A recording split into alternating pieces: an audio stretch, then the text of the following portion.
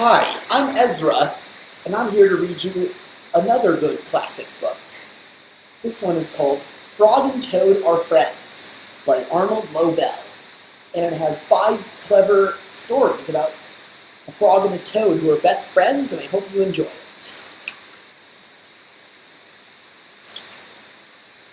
The first story is called Spring. Frog ran up the path to Toad's house. He knocked on the front door. There was no answer. "Toad! Toad!" shouted Frog.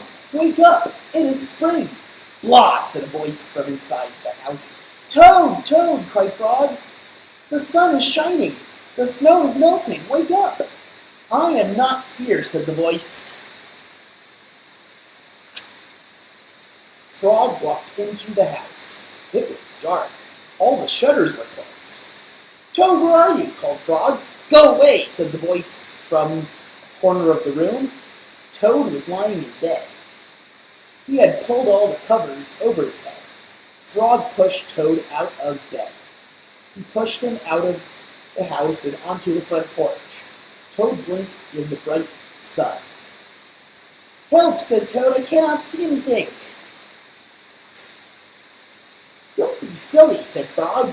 "What you see is the clear, warm light of April, and it means that we can begin a whole new year together, Toad. Think of it. We can skip through the meadows and run through the woods and swim in the river. In the evenings, we will sit right here on this front porch and count the stars." "You can count them, Frog," said Toad. "I will be too tired. I am going back to bed." Toad went back into the house. He got into bed and pulled the covers over his head. "But Toad," cried Frog, you will miss all the fun." "Listen, Frog," said Toad, "how long have I been asleep?" "You have been asleep since November," said Frog. "Well then," said Toad, "a little more sleep will not hurt. Come back again and wake me up at about 9:30. Good night, Frog." "But Toad," said Frog, "I will be lonely until then." Toad did not answer. He had fallen asleep. Frog looked at Toad's calendar. The November page was still on top. Frog tore off the November page. He tore off the December page and the January page, then the February page and the March page. He came to the April page. Frog tore the April page too. Tore off the April page too. Then Frog ran back to Toad's house. "Toad! Toad, wake up! It is May now." "What?"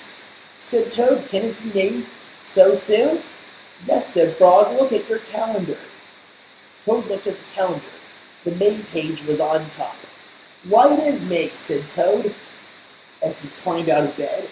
Then he and Frog ran outside to see how the world was looking in the spring.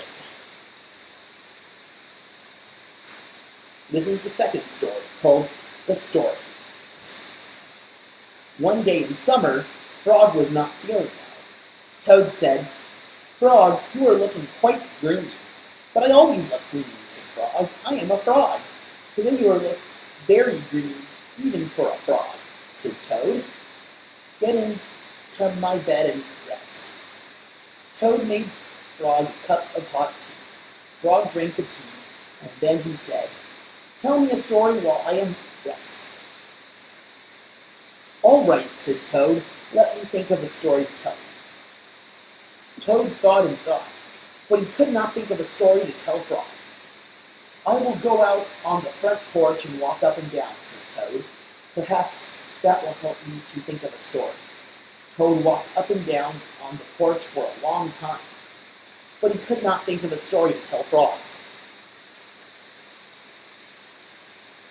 Then Toad went into the house and stood on his head. "Why are you standing on your head?" asked Frog. "I hope that if I stand on my head, it will help me to think of a story," said Toad. Toad stood on his head for a long time, but he could not think of a story to tell Frog.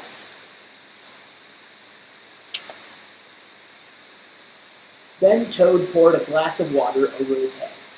"Why are you pouring water over your head?" asked Frog. "I hope that if I pour water over my head, it will help me to think of a story," said Toad.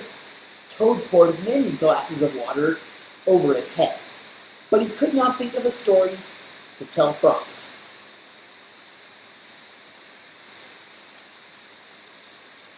Then Toad began to bang his head against the wall. "Why are you banging your head against the wall?" asked Frog. "I hope that if I bang my head against the wall hard enough, it will help me to think of a story," said Toad. "I am feeling much better now, Toad," said Frog. "I do not think I need a story anymore." "Then you get out of bed and let me get into it," said Toad, "because now I feel terrible." Frog said, "Would you like me to tell you a story, Toad?" "Yes," said Toad, "if you know one." "Once upon a time," said Frog, "there were two good friends, a frog and a toad. The frog was not feeling well. He asked his friend the toad to tell him a story. The toad could not think of a story. He walked up and down on the porch, but he could not think of a story. He stood on his head, but he could not think of a story. He poured water over his head, but he could not think of a story. He banged his head against the wall, but he still could not think of a story. Then the toad did not feel so well, and the frog was feeling better. So the toad went to bed, and the frog got up and told him a story. The end. "How was that, Toad?" said Frog. But Toad did not answer. He had fallen asleep.